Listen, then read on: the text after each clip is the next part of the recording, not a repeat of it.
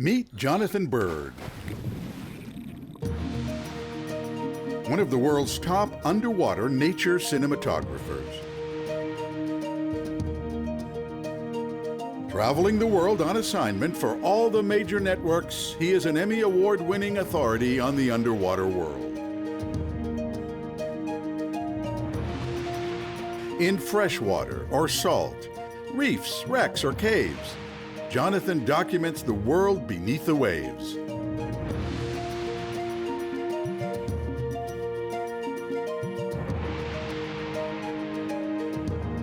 Welcome to the Blue World.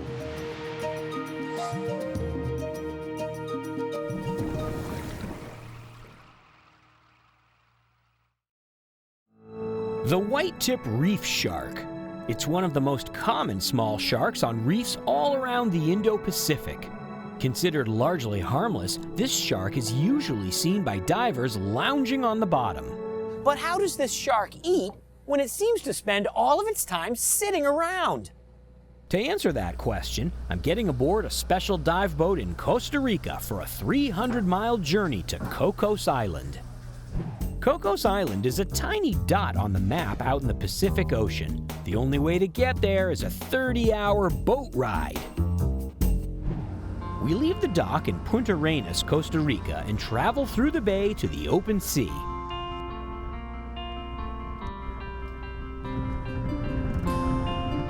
The swell of the Pacific soon envelops the boat, and I settle in for a day and a half of waiting. Finally, we reach Cocos Island, a place that gets more than 12 feet of rain in a year. A sunny day like this is rare indeed. But all that rain has created a tropical paradise. Cocos Island and the water around it is a national park of Costa Rica. It's uninhabited and protected from development. My home away from home for the week is the 130-foot-long liveaboard dive boat, Argo. Our team will be diving from a smaller boat, which the crew launches with a crane.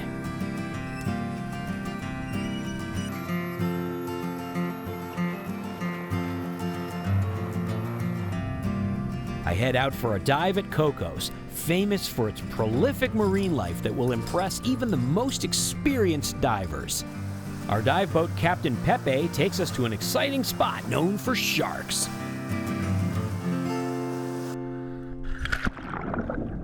As soon as I hit the water, my camera's rolling, recording astonishing sights in all directions. The most famous residents of Cocos are schools of scalloped hammerhead sharks. They're quite shy, rarely coming too close to divers because the bubbles frighten them. I hide behind a rock and make an attempt to film the hammerheads as they slow down to be cleaned by barberfish.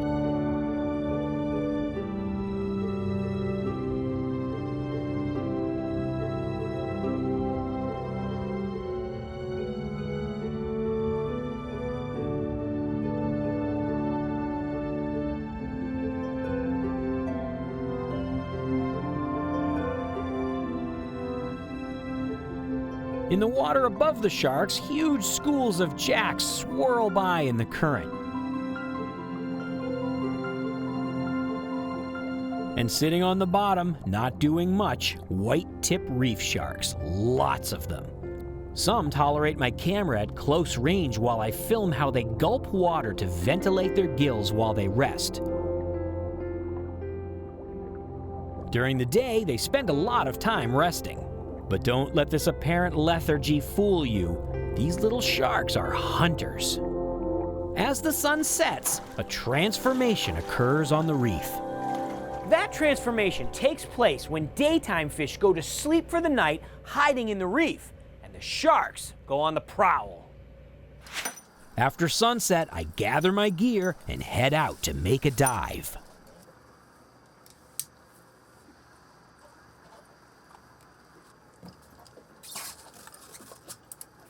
I'm about to jump into the ocean in the middle of the night when I know for sure that there are dozens of sharks beneath the boat.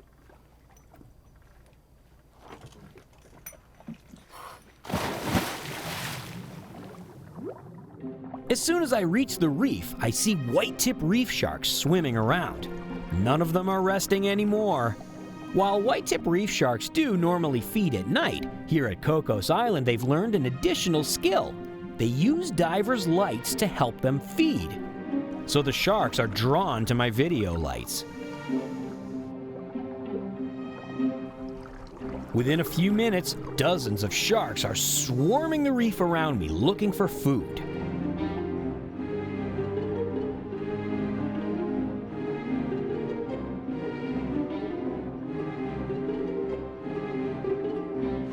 During the day, this reef has vast schools of fish on it.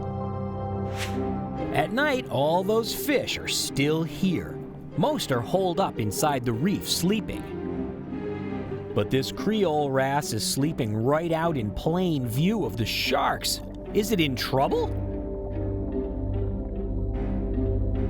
A bright blue parrotfish sticks out like a sore thumb, yet the sharks swim right by without noticing. What's going on? Since the sharks normally hunt in the dark, they're much more attuned to their other senses and principally hunt by feeling vibrations through the water from the prey. In other words, if the prey doesn't move, the sharks may not ever see it. A filefish hovers as still as it can. It knows it's in a dangerous position. When a shark bumps it, the filefish slowly moves away. But the shark felt it and comes back around to investigate. A gentle tap with its snout and the shark knows it's onto a meal.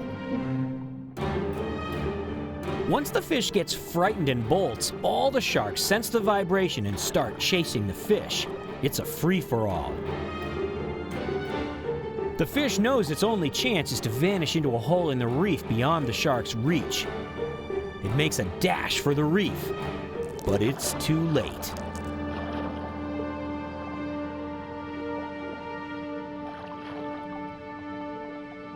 Another filefish bravely holding still in open water, surrounded by sharks. But the sharks do see this one. The fish tries to slowly sneak down to the reef, but doesn't make it. Meanwhile, the parrotfish is still hiding in plain sight. But one of the sharks has either seen it or detected its beating heart with its electrosensory system. The shark nudges the fish for a reaction. The fish bolts and a chase ensues.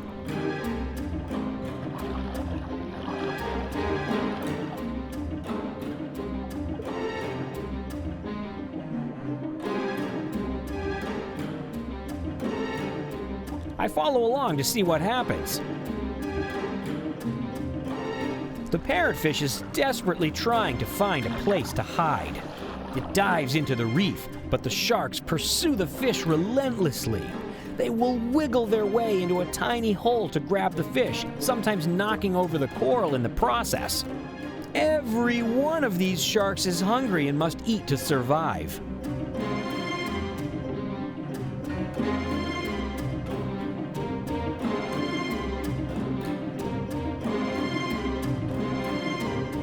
Eventually, two sharks get in from the other side, fighting over the parrotfish. The fish is dinner.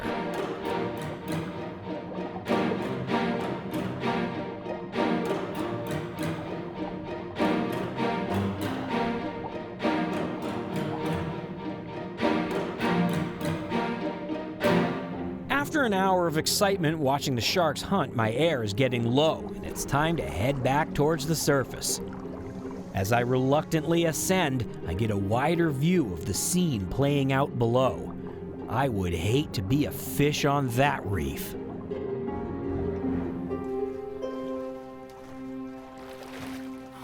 Whoa!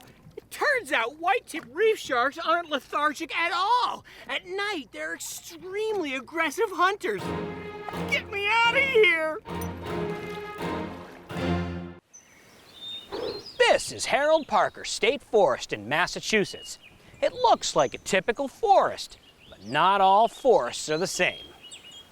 I'm heading to Catalina Island off the coast of California to explore another kind of forest.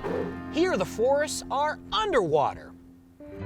Getting here from the mainland is as easy as boarding a ferry. 90 minutes later, we arrive in Avalon, one of only 2 settlements on Catalina Island. I head on over to Catalina Scuba Love Dive Shop and pick up some scuba tanks. Then it's off to Casino Point for a shore dive. Casino Point is a beautiful spot just outside the harbor. It's also a marine reserve, so no fishing is allowed. I waste no time and start suiting up to explore this dive site that has such a great reputation. Casino Point is set up as a dive park with a protected area just for divers, safe from boat traffic. And look, a staircase right into the water. I walk down the steps and descend into the Pacific Ocean.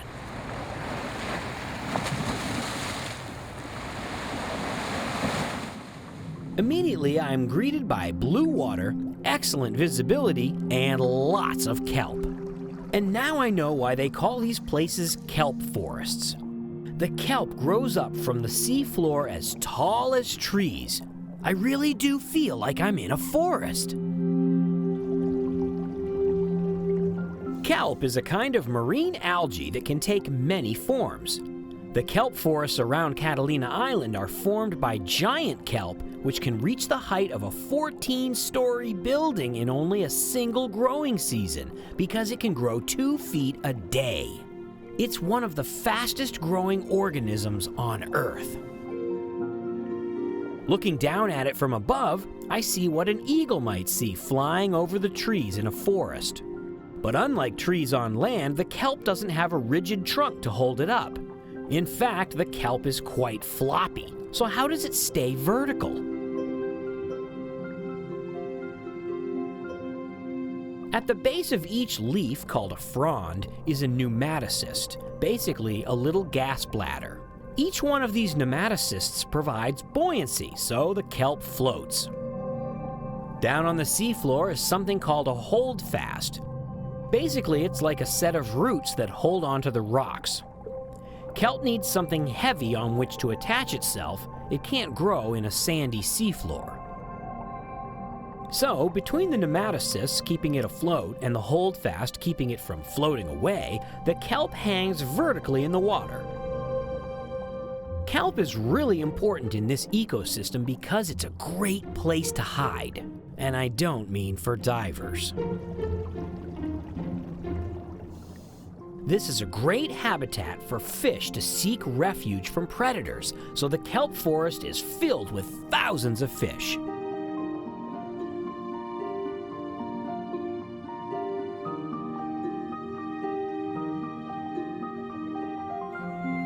The most famous kelp forest resident in Southern California is most certainly this damselfish, the Garibaldi. Garibaldis are hard to miss. No other fish in the kelp forest is quite so brightly colored. Although Garibaldis become aggressive when they're guarding a nest of eggs, the rest of the time they don't seem bothered by divers much. In fact, this one seems positively curious.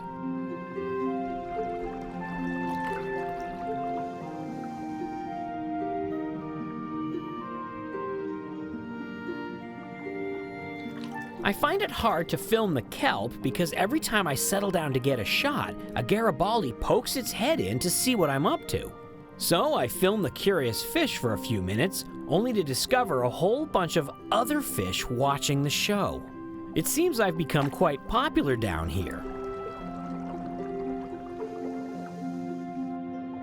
Because lots of divers come to this site, these kelp bass are not afraid. They must know that there's no fishing allowed in this sanctuary. They pose confidently for my camera.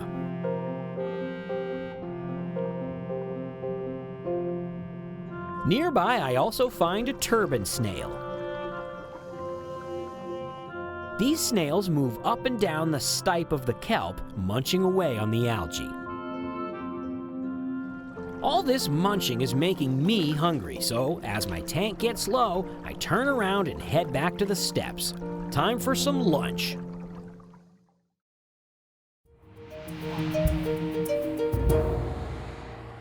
The following morning, I board the Catalina scuba love boat, King Neptune. We're heading out to visit a different kelp site in hopes of finding some additional residents of the kelp forest. We leave Avalon Harbor under a beautiful blue sky. Only half an hour from the dock, I prepare to dive. The water's in the mid-60s, so a 7mm wetsuit will keep me nice and warm.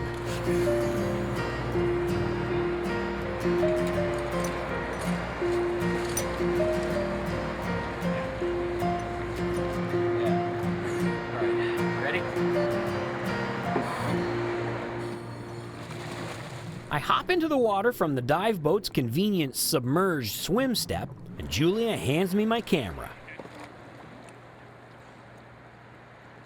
I descend into the blue and soon enter another mysterious kelp forest.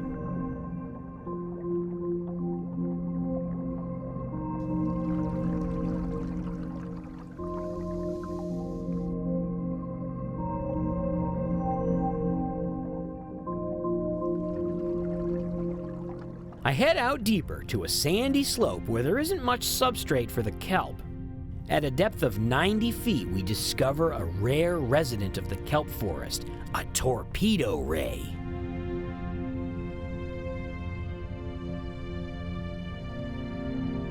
I move a piece of kelp so I can get in close for a shot. The ray is not afraid of me because she has a powerful means of defense: electricity. This animal generates an electrical charge of nearly 50 volts that it can use to zap predators or its prey. The torpedo ray has a curious-looking tail, unlike most other rays. I want to see her swim so I can film the tail, so I give her a little tickle. The ray immediately turns around and faces off against my camera. I wasn't expecting such an aggressive reaction, so I keep my camera between the two of us and we stare each other down. I'm not making any sudden moves, and neither is she.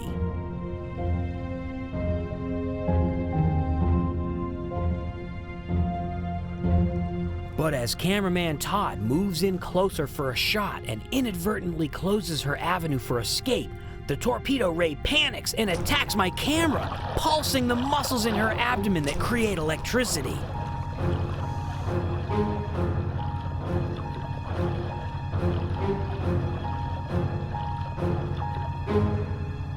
Then, as quickly as it began, she calls off the attack and swims away. I follow along behind, and now I can see how she swishes her tail back and forth to swim like her relative, the shark. Much different from how other rays swim.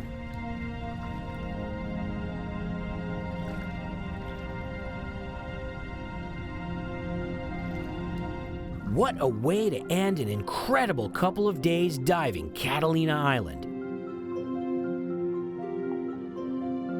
These beautiful forests of kelp and their colorful inhabitants truly are one of the many wonders of the blue world. Don't go away. Jonathan explores some well-preserved shipwrecks in the St. Lawrence River. The St. Lawrence River is one of the busiest waterways in the world. Because it connects the Great Lakes to the Atlantic Ocean, the river has been used for hundreds of years to get cargo to and from ports serving both the United States and Canada within the Great Lakes. Huge cargo ships travel up and down the St. Lawrence by the hour. Like any busy waterway, the St. Lawrence has had its share of accidents, and as a result, there are hundreds of shipwrecks on the bottom of the river going back hundreds of years. Many of these wrecks are remarkably well-preserved time capsules of history. To learn more about these wrecks, cameraman Todd and I have driven up to the Thousand Island region of the river to do some diving. The Thousand Island region is a beautiful community in upstate New York. There really are over 1,000 islands on the river here, and many of them contain incredible homes. Our guide to the area is famous National Geographic photographer David Duboulet. He's a local resident and expert on the nearby wrecks. We load the boat, operated by Chris Hunt of Hunt's Dive Shop, and we're off on an adventure. Yep. It's a little bit strange for me to be heading out for a dive in fresh water. It smells differently from the sea, and the conditions on the river are calmer than I'm used to. Chris expertly guides the boat to the first mooring we're visiting today. The bow of his boat tilts down like the front of a World War II beach landing craft, providing an easy entry into the water. We suit up, preparing to jump into the relatively warm 65-degree water.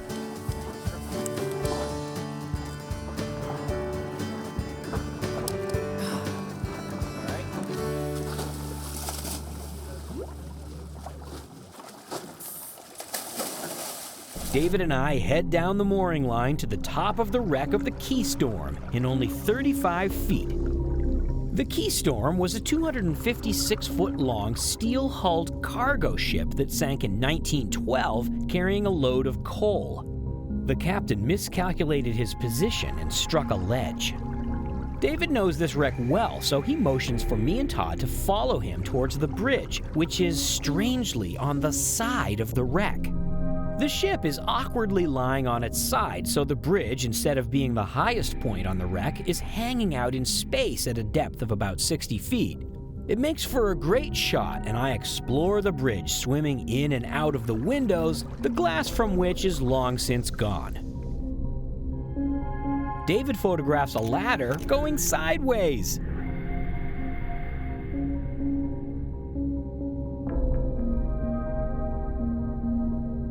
I head upwards into the interior.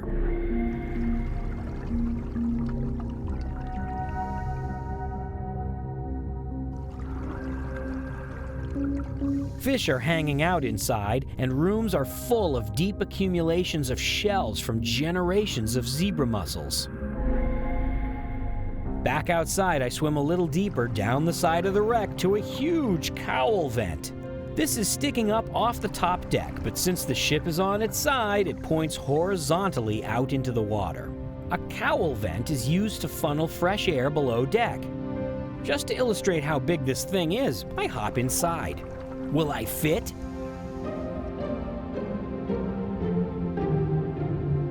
Yes! Even with my scuba gear, I could slide right through this thing. Soon I'm off into another room. This used to be a stateroom where a member of the crew slept. Rust sickles hang from a doorway.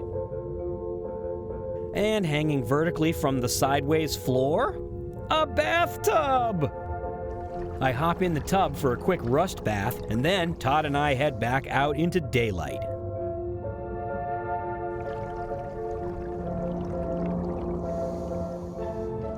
David is swimming along the hull, which is completely encrusted in zebra mussels, a small invasive mollusk that grows on everything in the St. Lawrence these days.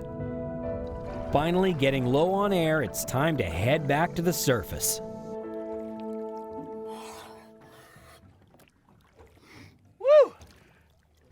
Wow. The really confusing thing about that wreck is that it's on its side, and so everything is discombobulated. The floors are the walls, and the walls are the floors of the ceilings. And when you're swimming through it, it doesn't make any sense at all. It completely throws your brain for a loop. But a very interesting dive visually. We leave the mooring and head off to another wreck.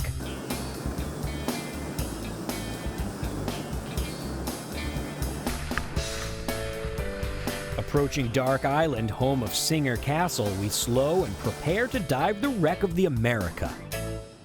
The America was a drill barge that sank in 1932 due to an accidental explosion of dynamite it was carrying. Several people were killed in the explosion.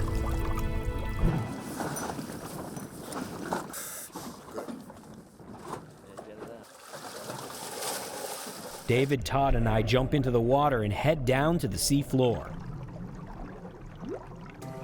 In the shallows, we find the anchor chain and follow it over and down to the wreck.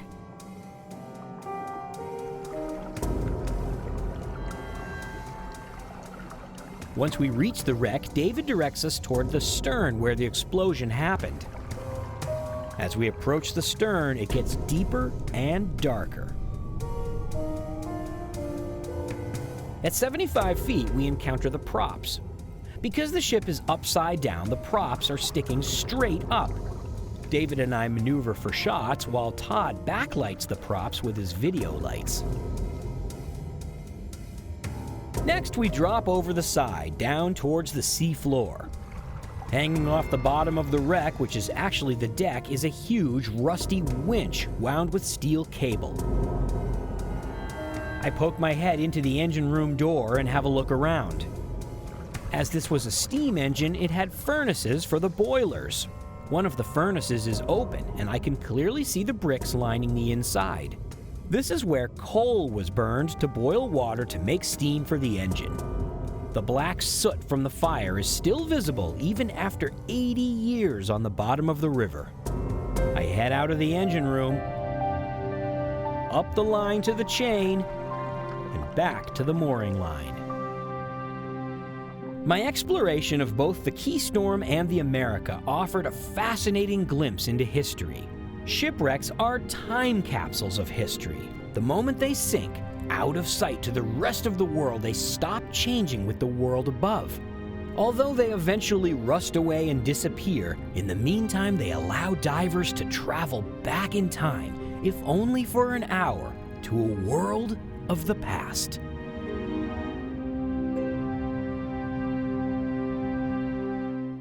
Meet Jonathan Bird,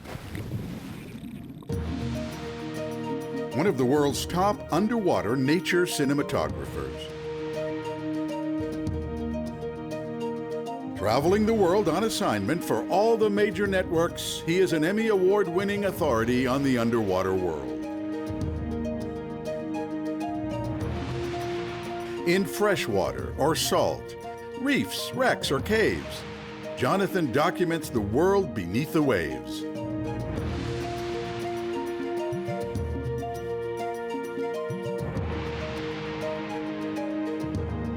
Welcome to the Blue World.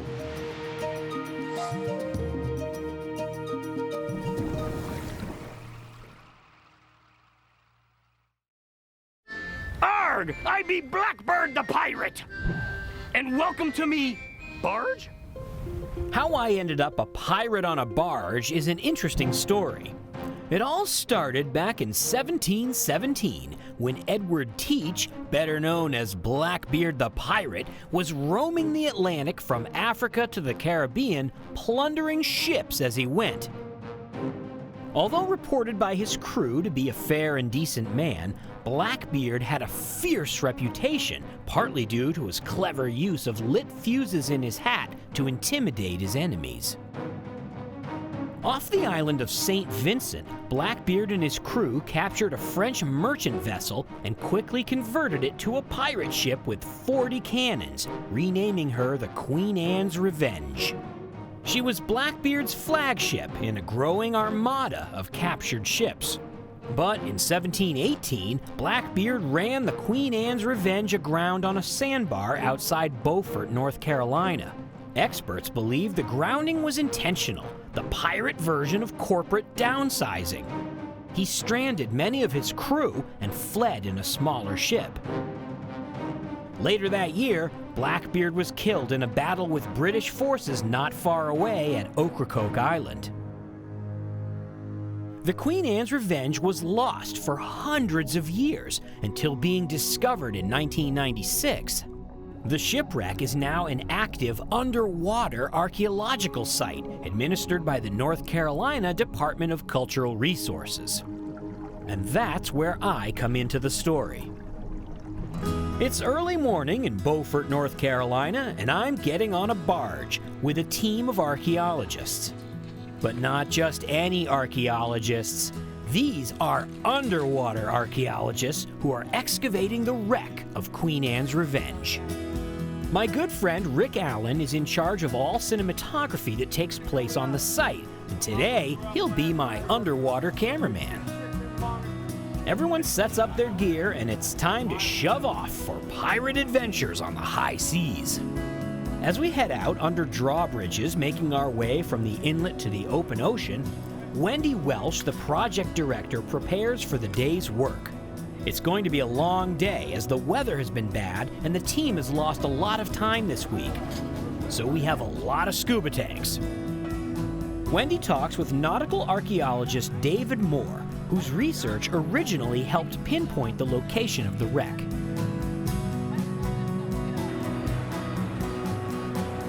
If you can get it, Rick, take it up. Soon we arrive at the wreck site, and the barge is anchored directly above it. All right, it's been a while since we've been out here, so we got some work to do today, so I hope you guys are ready to go. The way we left the site was we have both of our big dredges that are laying on 70 stake, and which is what our double buoys are, and then we have our frames that are on the pile. What I want to do first is get two divers in, kind of do a site assessment, see what's going on. The first team suits up to check on the wreck and the visibility. The water is not known for clarity here in this shallow, sandy area.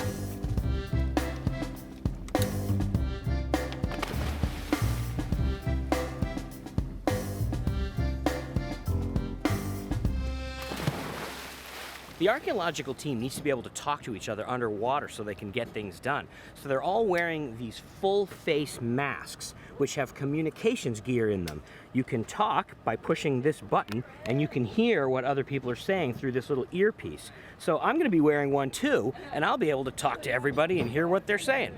Get in. Yep. Go to the bottom. Yep. Get comfortable. We'll follow the hoses down. Rick and I have a quick discussion about our dive plan, and then it's time to see this wreck for myself.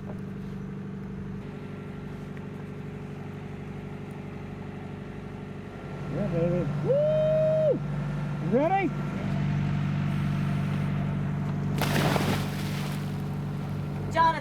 Jonathan, this is topside for a comm check. I hear you loud and clear. Copy that. Thank you, Jonathan.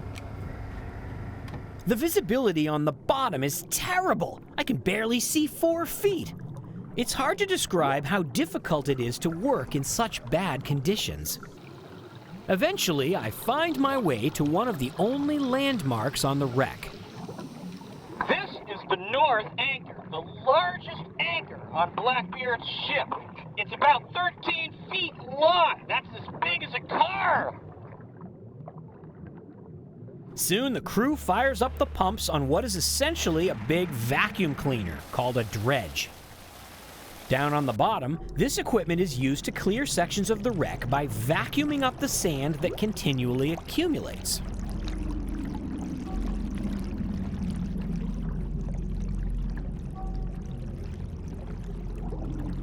I'm using the vacuum to clear an area around an object, but I have no idea what the object is.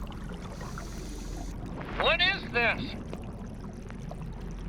I'm not sure. It might be part of a cannon. To me, everything we uncover looks like a rock, but to an expert, these concretions, as they're called, are treasure. While most of the wood on a shipwreck is consumed by the sea, metal, glass, and ceramics often survive. But hundreds of years of marine growth like barnacles and oysters add layer after layer of concretions on the artifacts. It takes an expert eye to identify artifacts in these rock-like concretions. Up on deck, the water and sand from the dredge go through a sluice where larger objects are sieved out and heavier particles settle out. There's all kinds of good stuff in here that we'll go through later. Down on the bottom, I know we're digging out something big. What are we digging out here? Is this a cannon? This is an anchor. There should be a cannon right next to it, a little deeper buried down.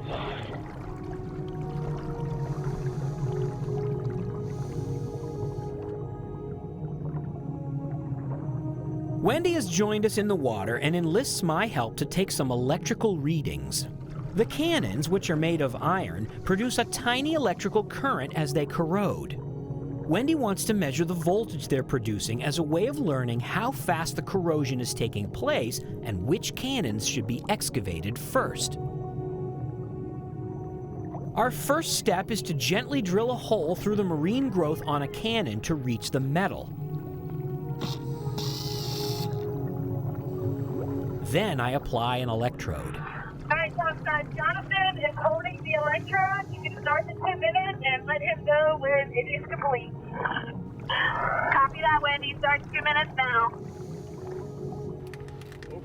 Okay, start the reading on the concretion for C7. I have to hold the probe on the cannon for 2 minutes to allow the reading to stabilize. Then they record the reading up on the barge. After doing that for an hour, I feel like a real archaeologist. I'm a regular underwater Indiana Jones. But soon my tank is getting low and it's time to go back to the surface.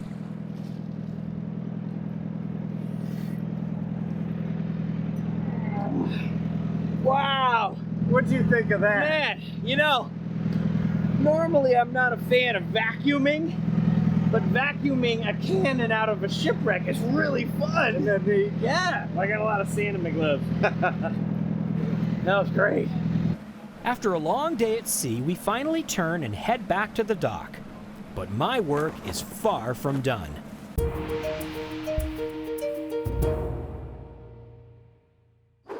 My next stop is the Queen Anne's Revenge Field Lab, where archaeologist Lisa Briggs is panning for treasure. Hi, Lisa. Hey, Jonathan, welcome. Thank you. Come on in. This is our field lab. This is where we're doing the micro artifact extraction. At the field lab, Lisa's looking through all that sand and sediment we collected in the sloughs for micro artifacts. We find all sorts of tiny little artifacts that would be overlooked if we were to look on site or underwater. It's really difficult to identify things perfectly underwater. We've got low visibility, we've got lots of currents, lots of stuff going on when we're actually underwater. So we save all the sediment, we bring it back here, and then we process it to try and find the tiny little cool bits of treasure that we missed when we're actually physically digging underwater. The most common micro artifact on the wreck is lead shot, tiny lead balls that would have been ammunition for muskets.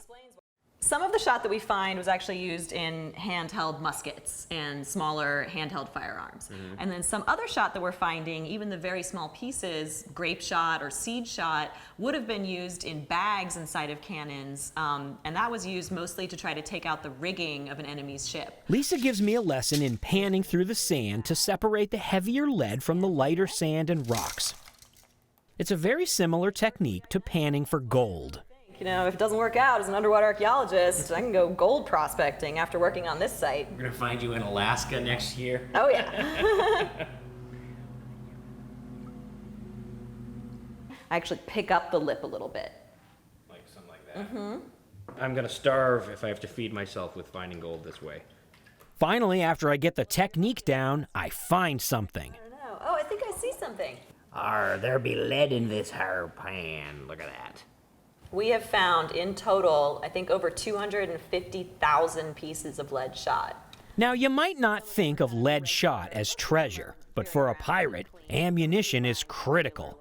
And to an archaeologist, this stuff is like gold. I spend hours sifting through the sand for micro artifacts, and I've become pretty good at panning for lead shot. But now it's time for my next stop. Let's get out of here before she makes us do any more. Not far from the field lab, tucked away in a warehouse, is the Queen Anne's Revenge Restoration Lab.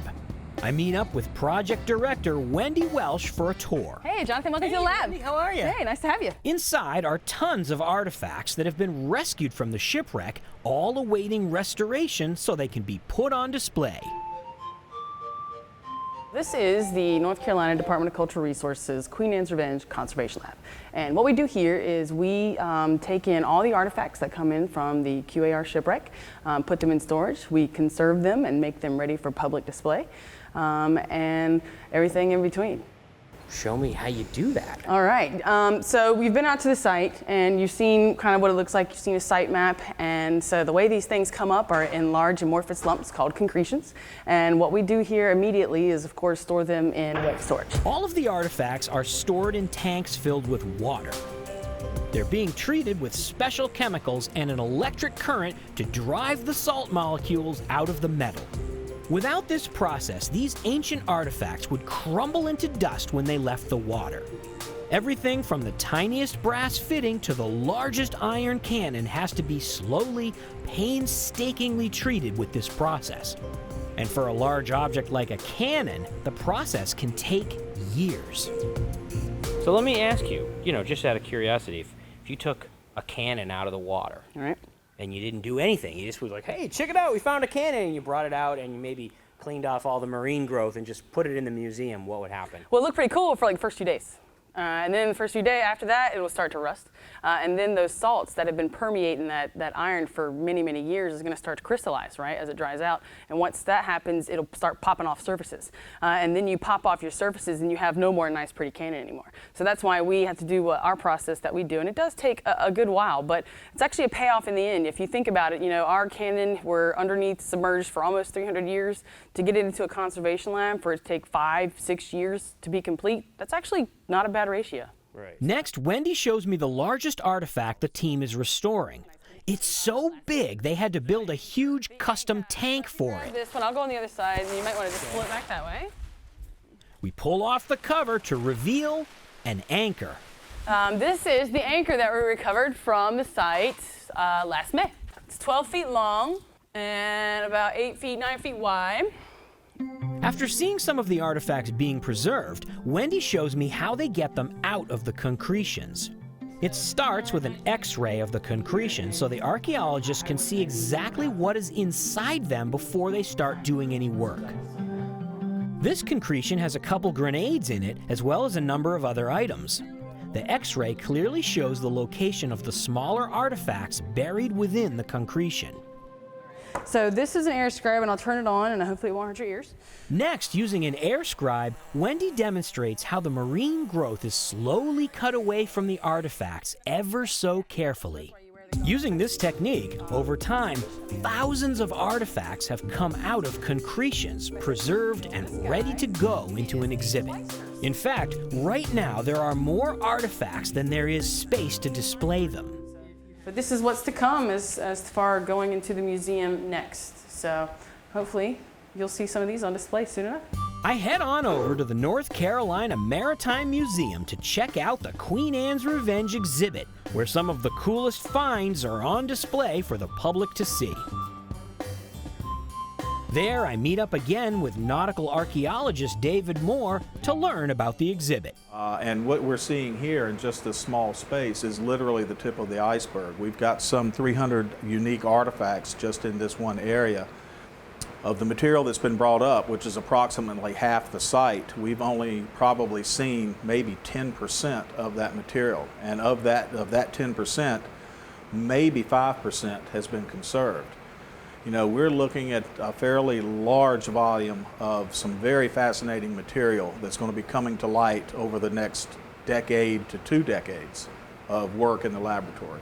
These amazing artifacts now on display have not only shed light on the life of the world's most famous pirate, but also on the day-to-day happenings on a sailing ship in the 1700s.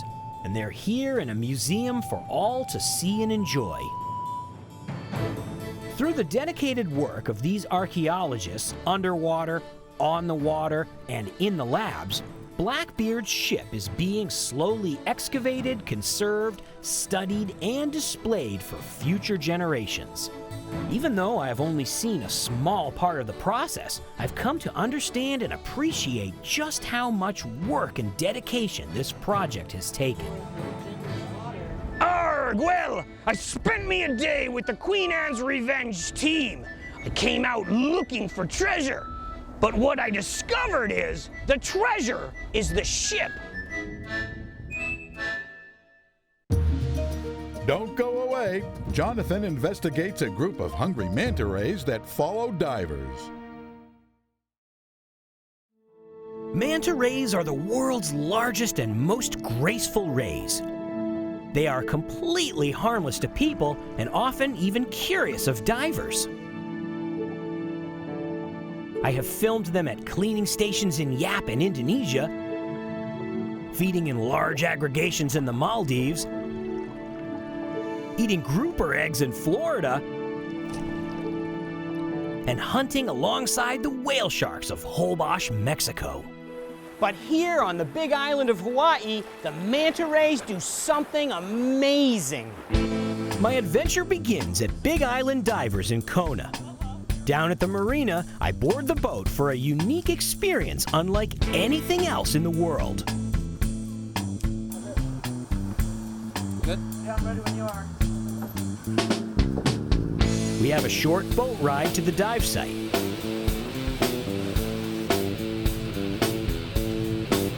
We arrive at a small cove where other dive boats are gathering, waiting for the sun to set. My guides to this dive will be Danielle Woolen and Jonathan Davis, who have each done this dive thousands of times. We have here are coastal manta rays. Soon it becomes clear how popular this dive is. Nearly 20 boats have shown up as darkness falls. As much as I'm tempted to jump in, I must be patient. The action here begins after dark. Finally, the sun sets and people start suiting up. As snorkelers go into the water, their flashlights create an alien glow. It's time for me to enter the water and see what's going on beneath the surface.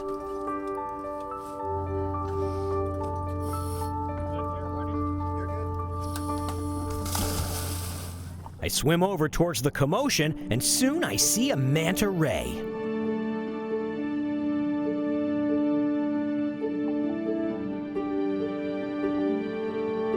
Then another.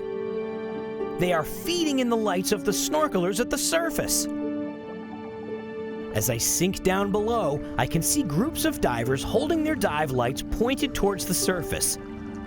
The mantas are feeding in the light of their lights too. Just as a light attracts insects at night above water, light attracts plankton at night underwater. So after a while, bright lights attract a lot of plankton, and the manta rays come in to feed on the plankton. The whole ocean is lit up, so a lot of plankton swarms into the bay.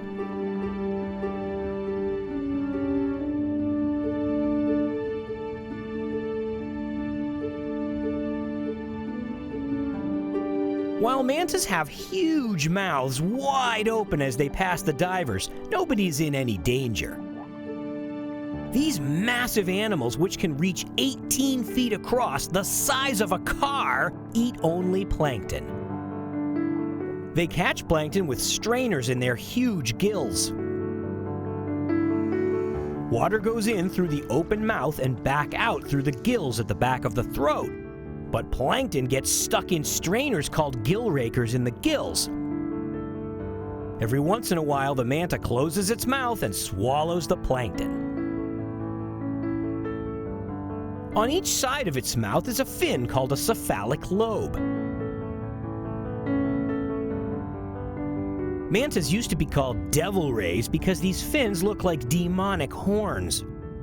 As it turns out, they're actually used for feeding by helping to funnel more water into the manta's mouth as it swims.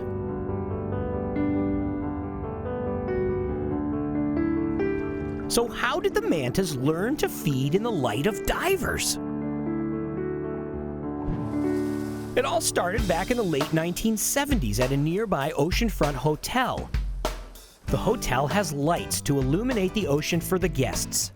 With lights shining on the water for many years and plankton accumulating under them every night, eventually manta rays discovered this nightly hotspot for feeding. Soon people realized that mantas regularly visited the site and scuba divers started going out to see them. The first manta ray to be documented at the site was a female with a damaged left cephalic lobe. She may have been attracted to the light because her damaged fin makes it harder for her to catch food on her own. She was affectionately named Lefty by the divers. Now, over 30 years later, there are over 200 individual mantas known to frequent the site. And guess who comes over to pay me a visit? Lefty herself! She does a close pass over my bright video lights and then comes around again. This goes on for the entire dive. Nobody is quite sure how long mantas live, but Lefty has to be at least 34 years old since she was first seen in 1979. I'm starting to feel a little bad about hogging all the mantas because my video lights are so much brighter than a plain old flashlight. I have a huge amount of plankton swarming around my head and the mantas can't get enough. Divers are asked not to touch the mantas because being petted and touched night after night is bad for their skin and the thin layer of mucus that protects it.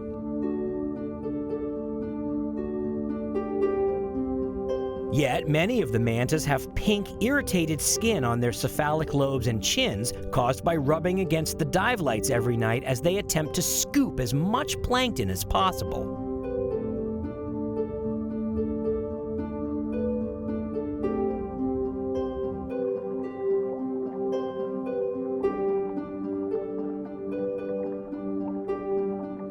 There isn't much I can do about the mantas bumping my lights and camera except to try to pull it back a bit as they swim over. Most of the time it works, but not always. As the night goes on and the other divers slowly start to leave, more and more mantas come to my video lights. Soon, cameraman Todd and I have them all to ourselves. It seems like the mantas would probably stay here all night if we did. Unfortunately, just like the other divers, we soon get low on air and need to think about heading back to the boat. Reluctantly, I leave the bottom, keeping my video lights on so the mantas can see where I am. I don't want a dozen mantas crashing into me as I ascend.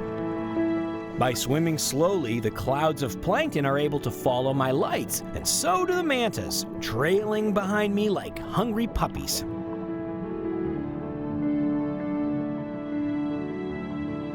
Up in the water column near the surface, the mantas start taking turns doing barrel rolls in my lights, which keeps their mouths right in the highest concentration of plankton. All too soon, however, I reach the stern of the boat and need to get out of the water, leaving my hungry new friends in the darkness. Soon the plankton will dissipate and the mantas will have to go back to their normal nighttime routine.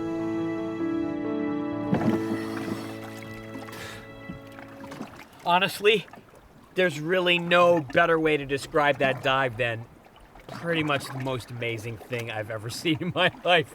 I mean, we're talking about dozens of manta rays all feeding within inches of my head. It's just incredible to see something I'm never gonna forget. In fact, they're right back at the back of the boat. As we head back to the dock in darkness and I think about the spectacular dive I just did, I realize one thing for certain. I know what I'm doing tomorrow night. Meet Jonathan Bird, one of the world's top underwater nature cinematographers. Traveling the world on assignment for all the major networks, he is an Emmy Award-winning authority on the underwater world. In freshwater or salt, reefs, wrecks, or caves, Jonathan documents the world beneath the waves.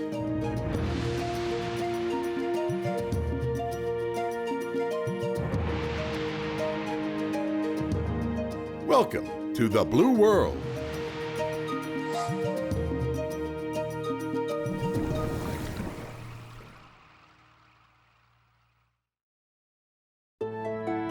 An ecosystem is a community of organisms living together in balance with each other. In theory, a balanced ecosystem will stay balanced and healthy as long as nothing interrupts the harmony of the interrelationships between all of the organisms. Many things can throw the balance of an ecosystem out of whack. For example, overfishing can remove certain animals from a reef ecosystem, creating a gap in the food chain that causes the whole ecosystem to suffer. But another increasingly common disruption of ecosystems comes in the form of invasive species. An invasive species is an organism that has been introduced into an ecosystem from somewhere else, often causing a change in the balance of that ecosystem. Perhaps one of the most well-known invasive species in North America is the zebra mussel. This harmless-looking mollusk lives in fresh water. They call them zebra mussels because of the zebra-like pattern on the shell. The zebra mussel has invaded the Great Lakes, St. Lawrence River, and numerous smaller lakes and ponds around the United States and Canada. It was brought from Europe as larvae in the ballast water of ships. When a cargo ship travels with a proper load, it settles down into the water to the depth for which it was designed. But sometimes on the return journey there isn't enough cargo, and the ship floats too high in the water, which isn't safe. So the ship has tanks called ballast tanks, which are filled with water to weigh the ship down. When the ship arrives at its destination, the ballast tanks are emptied. Sometimes the water carries tiny planktonic invaders from another country, which are inadvertently released into the environment. Since cargo ships go up and down the St. Lawrence on their way from all over the world to the Great Lakes, ballast tanks are a big issue. The zebra mussel was first detected in the Great Lakes in 1988. Because it reproduces so quickly, within only a few years, everything in the Great Lakes was soon covered in a layer of zebra mussels. While the zebra mussel might not seem like much of a threat, they grow so densely that they clog the water intakes of hydroelectric power facilities, the hulls of boats and ships, docks and buoys. It's estimated that the annual cost to control them in the Great Lakes exceeds $100 million a year. Having never seen a zebra mussel, I head up to Clayton, New York to visit the beautiful Thousand Island region of the St. Lawrence River. I join David Dubélé, the famous National Geographic photographer, on a shore dive in the river to check out the mussels. David lives nearby, and this is practically his backyard. We're diving an old wooden-hulled shipwreck called the Islander right near shore.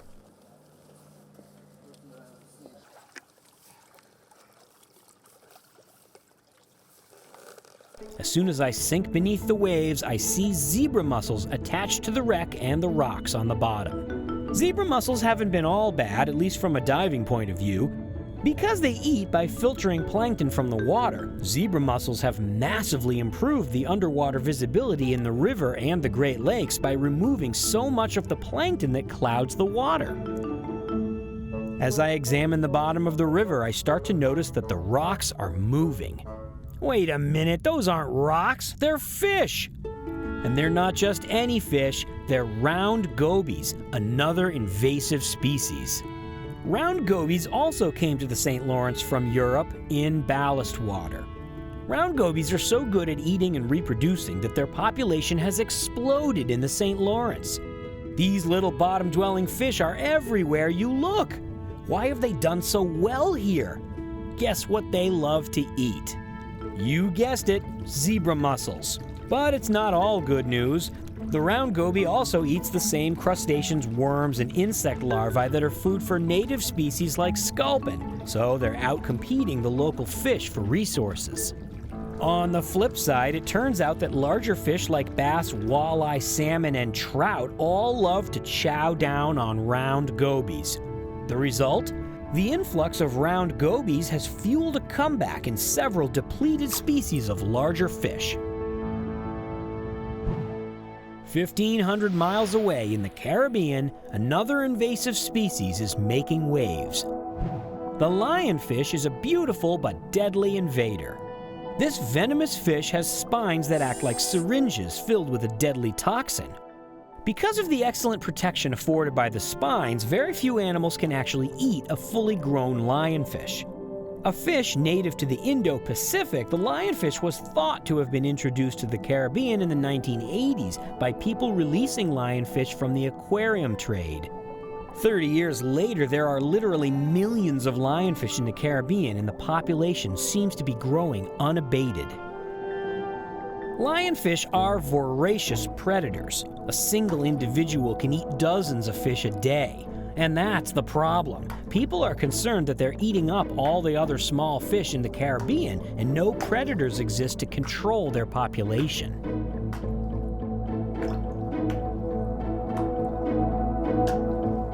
Another opinion, however, suggests that the fish have only been able to take over so easily because they're occupying a niche in the food chain that was vacant due to overhunting of other species like grouper.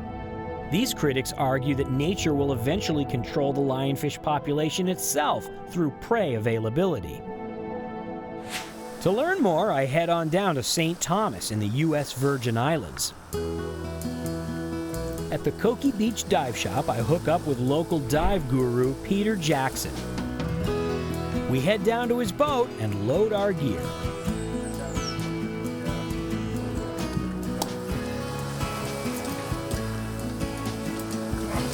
We push off the dock and head out to the dive site. This is no ordinary dive, though. We're meeting up with a group of divers from the Core Foundation, an organization that is attempting to contain the lionfish explosion in the waters of the U.S. Virgin Islands. I gear up to join the Core Foundation on a dive.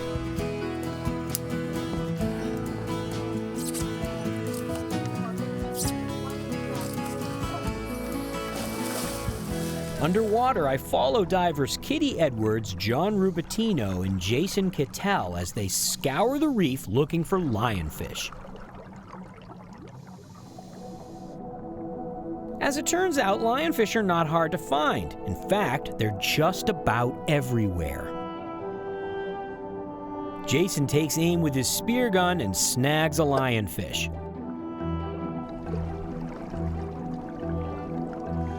Carefully, it's placed into a tube. The spines are still quite dangerous even after the fish has been speared.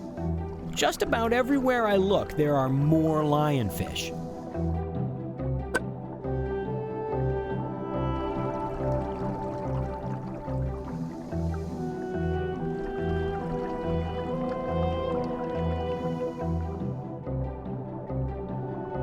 The core team misses a few, but they manage to bag more than a dozen lionfish on a single dive.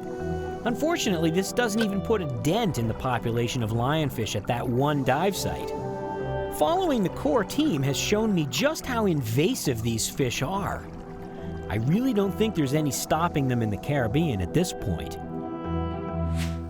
Back on shore, they measure and pack up the fish.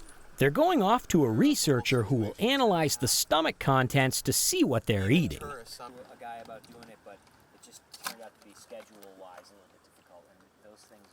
As international shipping and transportation increases all around the world, plants and animals are able to hitch rides and travel to places they never existed in the past. These invasive species affect change in the ecosystems they invade. It's not always harmful to the environment, but one thing has become obvious. Invasive species are extremely hard to remove once they've been introduced and may in fact become a permanent addition to a local ecosystem, like it or not. So when it comes to invasive species, it seems that the best and perhaps only solution is to prevent the invasion in the first place. Scuba diving is more than just an exciting sport. It's also a very effective way to explore the underwater portions of our planet and even conduct scientific research. But it has one limitation: depth. Traditional scuba gear has a practical depth limit of about 200 feet. As a result, we know very little about life beyond this limit because exploration in deeper water is so much more difficult. But you know me, I always have a plan. Today I'm going to explore the deep waters around Cocos Island in a submarine. This isn't just any submarine. This is the Deep Sea, operated by the Undersea Hunter Group off the support ship Argo. It can dive to over 1,000 feet. Our team is 300 miles off the coast of Costa Rica at Cocos Island. It takes 30 hours just to get here. This uninhabited speck of paradise in the Pacific Ocean is filled with waterfalls and lush rainforest. Anchored in the calm lee of the island, the Argo is my home away from home for a week. The waters around Cocos feature steep drop-offs filled with fish and sharks. Hammerheads come here to be cleaned of parasites and dead skin by legions of hard-working butterfly fish.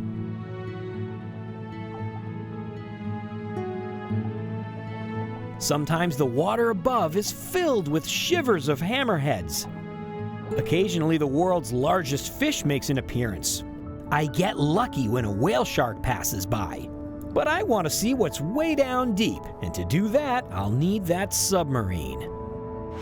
My adventure begins with a safety briefing.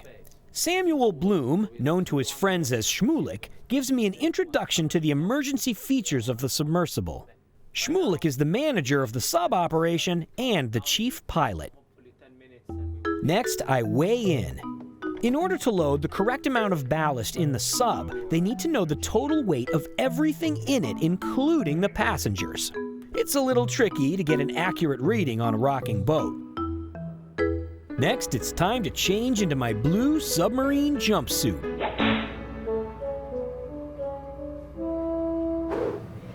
Everybody in the sub wears a blue jumpsuit to minimize reflections in the dome because the water outside is blue too. While I'm getting my briefing, the sub is being launched. They keep it out of the water for safety until just before it's time to depart on a mission. That big sphere on the front is where the people go, and it affords a wide view of the underwater world. Okay, red handle, I see that.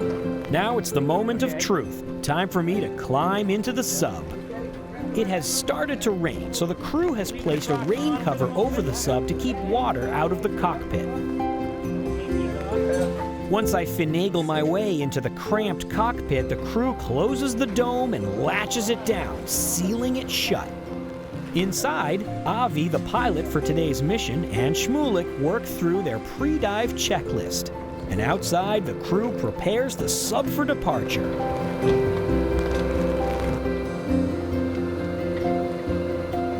First, we pull away from the Argo. Next, we're connected to a surface tender for a tow out to the dive site. This saves the batteries on the sub for the actual dive and also makes getting to the site faster. Shmulik is on the radio with the tender coordinating the mission. Okay, so we are going with the current right now, correct? The first time you guys drove this thing, did it completely freak you out that there's water at the bottom? It's actually, we start to freak out when the water gets to our feet. It's a very strange feeling to be sitting inside what is essentially a half-submerged fishbowl in the ocean. And the conditions today are not particularly calm. It's a rough ride to the dive site. Soon, Jose, the diver, comes over to disengage our tow rope so we can submerge. Avi releases air from the ballast tanks and we start to sink.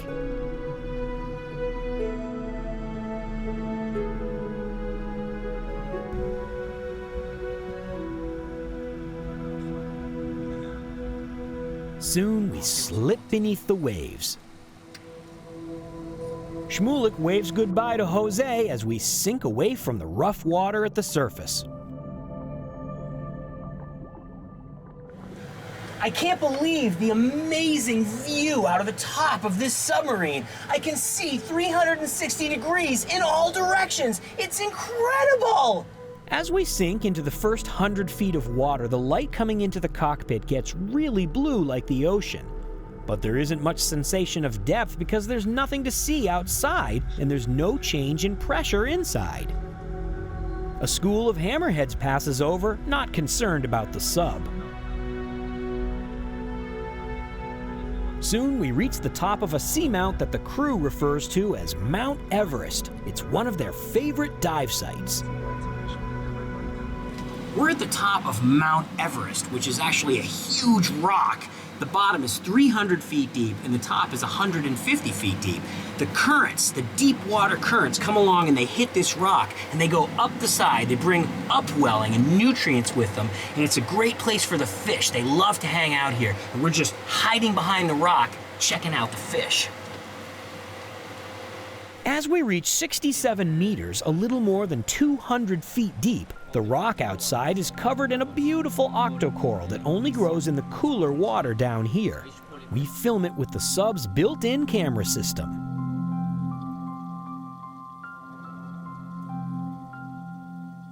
I look up, and passing over the summit of Mount Everest is a whale shark. The shark turns and makes another pass by the sub, so Avi drives the sub right alongside the shark for a close-up view. Many times in my life, I've exhausted myself trying to keep up with a whale shark. Doing it in a submarine is almost too easy. But if we spook the shark, there's no question it can get away from the sub. This sub is nowhere near as fast as a whale shark. Avi does a beautiful job of following along behind the shark while Shmulik films. Impressed by Avi's abilities driving the sub, I had to learn how it's done. Explain these controls to me here. We have the joystick here, which controls all the maneuvers of the sub. This is forward, backwards, side, and up and down. And then we can crab sideways with this. And then we can decide how much power we want to give to the thrusters. Heading back to Mount Everest, we encounter a Galapagos shark passing by the sub at a depth of about 200 feet. Even though we're now well beyond the limits of sport scuba diving, all the fish still look like the fish I'm used to seeing on my dives. When we reach the bottom of Mount Everest, we've arrived on a shelf at a depth of 300 feet. Avi and Shmulik are navigating using sonar, which shows the shelf, the seamount, and the drop-off where we're heading.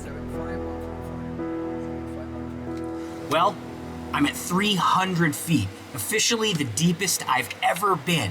But what's really amazing is there's still light. It's dark, but it's not completely dark. And look at how much marine life there is at 300 feet. Even at 300 feet, we still see schools of hammerheads above in the blue. See how they're fighting the position there in the current? As we sink past 400 feet, we come across a group of jellynose fish aggregating in the wall. Jellynose fish are only found in deep water, and very little is known about them. I've certainly never seen one before.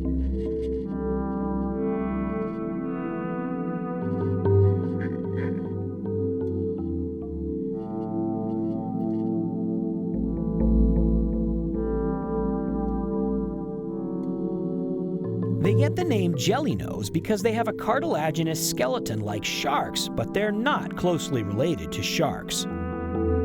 Virtually everything about these fish, including the purpose of this gathering, is a complete mystery.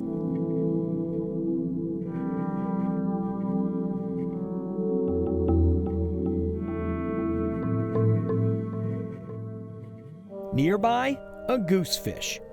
Although there are species of goosefish that live in shallow water, this one is only seen down deep. It lies on the bottom, camouflaged, its huge mouth waiting for prey.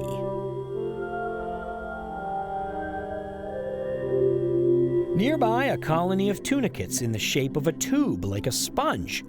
Crabs seem to be picking it over for food, but who knows what's going on? The deep sea provides more questions than answers. In the dim light, a mobula ray glides by the sub. The mobula is basically a small manta, and this species is frequently seen in shallow water.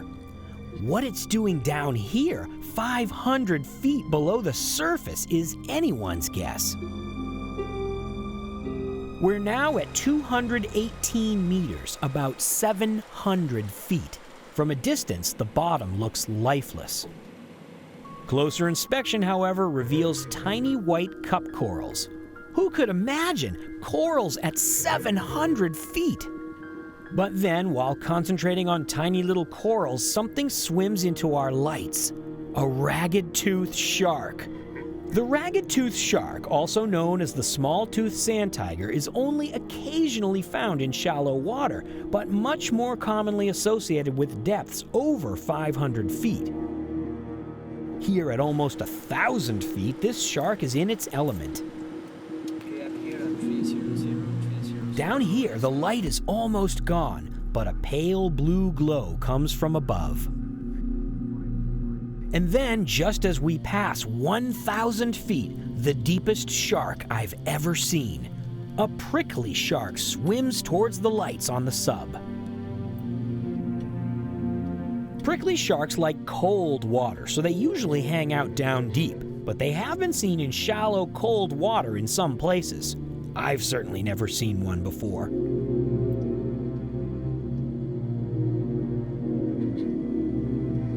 The shark is intrigued by the lights on the sub and comes towards us.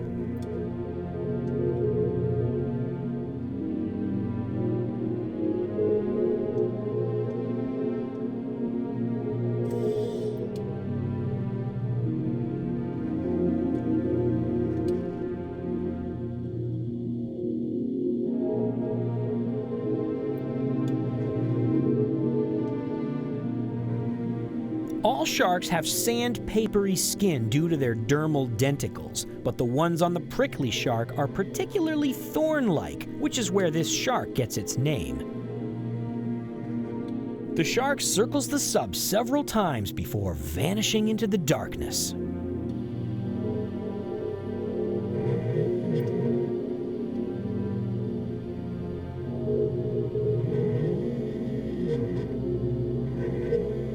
Soon it's time to head back to the surface, but along the way we stop again at Mount Everest for one task to be done before we leave.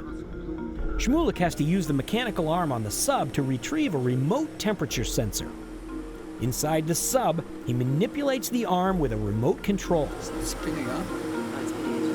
The temperature sensor has been down here for 6 months recording water temperature data for scientific research. Shmulik will use the arm to grab the sensor and bring it to the surface to download the information it has recorded.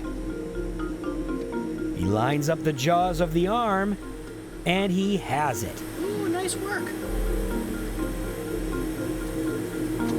Avi drives the sub back to the Argo underwater. We won't need to be towed home. Besides, the water at the surface is rough, and it's nice and calm down here.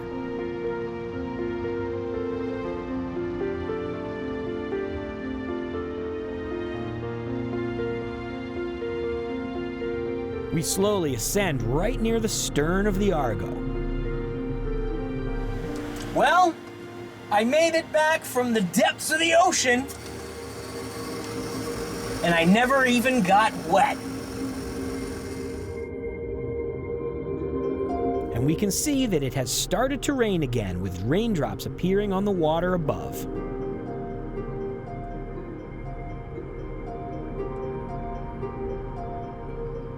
With perfect accuracy, Avi has brought us right to the back of the ship. We bob around a little while Avi gets the sub aligned with the sub bay and the Argo. He will drive it right in, like putting a car in a garage.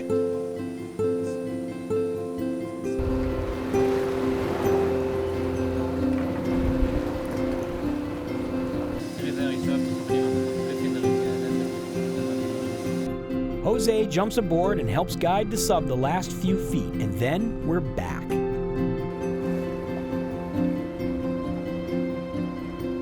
The crew covers the dome to keep rain out when they open up the cockpit.